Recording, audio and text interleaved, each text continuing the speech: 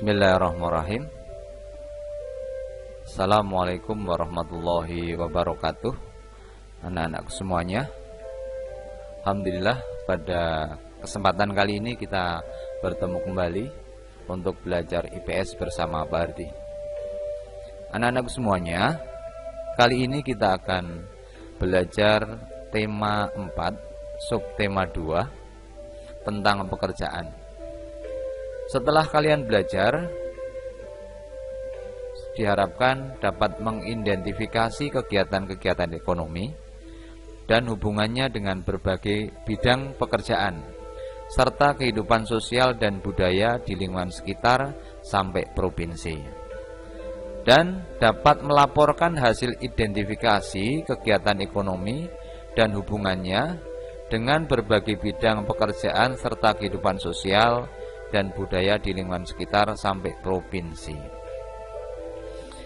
Anak-anak kalian, kali ini kita akan melanjutkan pembelajaran, yaitu tentang kegiatan ekonomi dalam sebuah proses. Yang pertama adalah kegiatan ekonomi pada proses penjualan sayuran.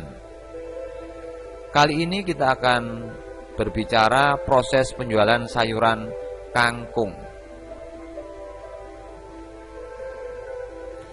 Kangkung adalah sumber daya alam yang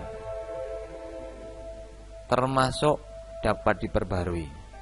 Maka kangkung ditanam oleh petani, dirawat secara teratur, menjadi tumbuhan subur dan siap dipanen. Kangkung yang tumbuh subur dan siap dipanen oleh petani, maka ketika proses pemanenan ini adalah satu proses di dalam kegiatan ekonomi, yaitu bagaimana kegiatan produksi. Kemudian setelah dipanen oleh petani, diantar ke pasar oleh supir-supir pengantar.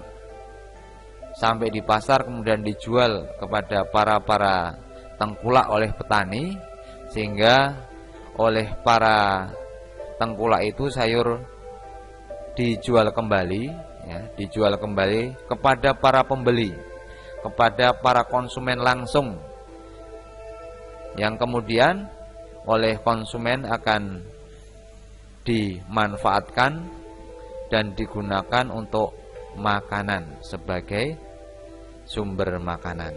Nah, ini sebuah proses kegiatan ekonomi meliputi produksi, dari mulai proses menanam sampai kemudian proses panen.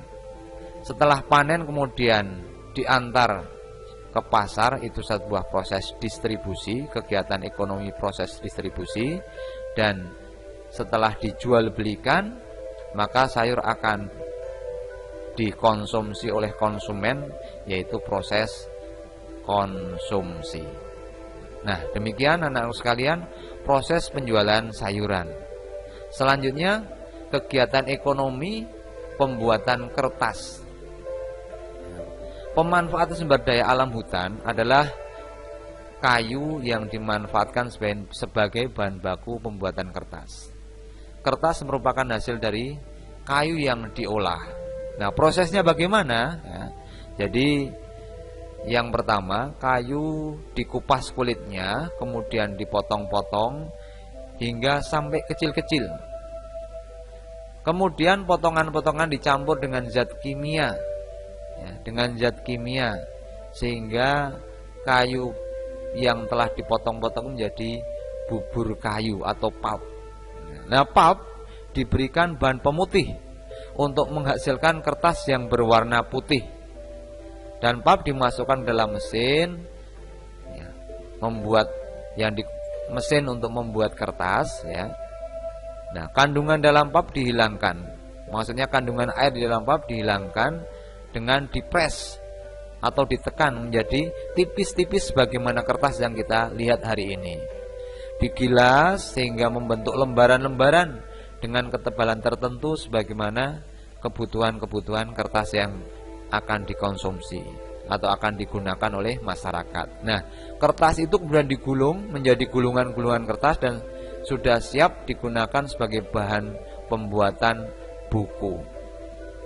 Nah, anak-anakku bisa melihat prosesnya kurang lebih seperti ini ya. Jadi yang awal mula ya, hutan, kayu-kayu di hutan ditebang menjadi kayu-kayu gelondongan. Nah, kayu-kayu gelondongan ini kemudian akan dipotongi kecil-kecil, ya, dipotongi kecil-kecil menjadi apa? Potongan kecil kemudian dicampuri dengan zat kimia, yang bisa nantinya zat kimia itu menjadikan apa? Kayu itu berubah menjadi sebuah bubur, ya, atau disebut pulp, ya, tadi disebut pulp. Nah, ketika apa? Ketika ini sudah sampai menjadi pulp, maka masukkan dalam proses ini menjadi sebuah apa? Sebuah mesin yang nantinya kemudian dipres, kemudian menjadi lembaran-lembaran kertas, dan produknya menjadi sebuah produk yang hari ini mungkin bisa kita lihat, bisa menjadi kertas putih ataupun buku-buku yang berwarna kertas putih, atau mungkin bisa menjadi tisu, atau bisa menjadi kardus-kardus yang berwarna coklat. Dan dalam hal ini ya, setelah ini digunakan atau dikonsumsi oleh masyarakat, maka bisa menjadi sampah. Ya. Nah, sampah ini bisa dipilah ya. Yang sampah-sampah yang bisa bisa satu bagian yang bisa diurai menjadi kompos, sedangkan yang tidak bisa diurai dimasukkan dalam pabrik daur ulang ya. Kertas didaur ulang lagi. Nah, ketika didaur ulang maka akan bisa kembali menjadi produk kertas yang bermanfaat. Nah, ini jadi apa? Satu proses kegiatan ekonomi di dalam pembuatan kertas. Kemudian selanjutnya kegiatan ekonomi pada proses menghasilkan beras ya. Jadi sama sebenarnya dalam sebuah kegiatan mesti ada 3 tahapan. Yang pertama produksi. Beras juga akan apa? Harus diproduksi lebih dulu. Bagaimana memproduksi beras ya? Ya, produksi beras diawali dengan apa? Sawah dibajak oleh petani. Bisa menggunakan traktor atau mungkin bisa apa? Yang kalau zaman dulu menggunakan pembajak sawah dengan kerbau. Setelah dibajak, kemudian apa? Sawah ditanami padi. Nah, padi ditanami ya, kemudian dirawat dan seterusnya sampai kemudian bisa menjadi padi yang siap dipanen. Nah, ini dipanen ya. Petani-petani itu memanen padi dengan ada yang secara tradisional ataupun juga dengan cara modern ya. Kalau modern sudah menggunakan apa? Menggunakan mesin. Nah, sekarang yang dilihat kita dalam gambar ini adalah secara tradisional. Jadi dipotong dulu tanamannya, kemudian dirontokkan biji-biji padinya, kemudian nanti setelah dirontokkan biji-bijinya, kemudian akan diproses selanjutnya dijemur. Ya. Kemudian dijemur. Nah, ketika dijemur ya, sampai kemudian apa? Sampai kemudian kering. Kenapa harus kering? Ketika apa? Ketika tidak kering, maka biji-biji padi itu ketika digiling dalam proses penggilingan menjadi beras itu akan menjadi remuk ya. Makanya apa? Ketika menjemur padi harus betul-betul kering supaya nanti apa? Hasil padinya tidak remuk ketika apa? Ketika diproses menjadi digiling menjadi beras. Nah, setelah digiling nih, beras digiling ya. Maka apa? Selanjutnya setelah menjadi beras akan didistribusikan ya. Didistribusikan kemana? Ya ke berbagai macam kebutuhan, bisa ke pasar, bisa ke swalayan, atau mungkin juga kepada tempat-tempat yang membutuhkan, mungkin di bagian wilayah mana yang membutuhkan beras, itu kan didistribusikan. Lalu kemudian dijual di pasar-pasar ya. Setelah dijual di pasar-pasar oleh penjual, akhirnya mereka juga akan bisa dikonsumsi oleh masyarakat ketika sudah menjadi makanan, sudah bisa dimasak. Nah, makanya apa? Semua kegiatan ekonomi mesti meliputi 3 proses, mulai dari produksi di sini ya, kemudian distribusi dan konsumsi. Produksi itu menghasilkan barang, kemudian distribusi menyalurkan barang-barang yang dihasilkan dalam proses produksi, dan konsumsi adalah bagaimana barang-barang itu digunakan oleh orang-orang yang menggunakan yang disebut konsumen. Nah, anak-anakku sekalian, demikian tadi pembelajaran kali ini. Untuk selanjutnya ada satu hal yang perlu kita refleksikan di dalam hari ini. bahwa di dalam kehidupan kita tetap beraktivitas, namun juga perlu istirahat. Nah, istirahat yang terbaik adalah tidur. Maka sebagai seorang muslim, di dalam tidur harus juga mengikuti adab-adab tidur. Yang pertama, tidur itu lebih awal, tidak perlu begadang sampai malam. Usahakan setelah sholat isya itu kemudian tidur. Kemudian bangun sepagi-paginya untuk mengerjakan sholat subuh. Waktunya apa? Usahakan kita bangun paling lambat adalah adzan subuh, sehingga apa? Sholat subuh kita tidak tertinggal.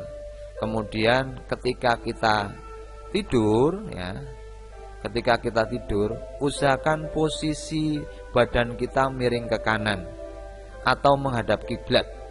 Ya. Kemudian sebelum tidur kita membaca doa, ya. Jangan lupa tidurnya supaya nyenyak, kemudian nyaman, rileks, maka doalah kepada Allah Subhanahu wa taala. Bismika Allahumma ahya wa amut gitu. Nah, itu kemudian tidur. Tapi ingat anak-anak sekalian, ketika tidur kalian harus terpisah antara laki-laki dan perempuan. Karena memang ketika kita tidur harus dipisahkan, apalagi umur anak-anakku sudah mencapai 8 tahun ke atas. Oke ya, terima kasih pembelajaran kali ini, semoga bermanfaat ya. Kita akan jumpa kembali di lain waktu dan kesempatan. Tetap semangat walaupun di dalam kondisi pandemi, belajar di dalam jaringan, tetap semangat. Terima kasih. Assalamualaikum warahmatullahi wabarakatuh.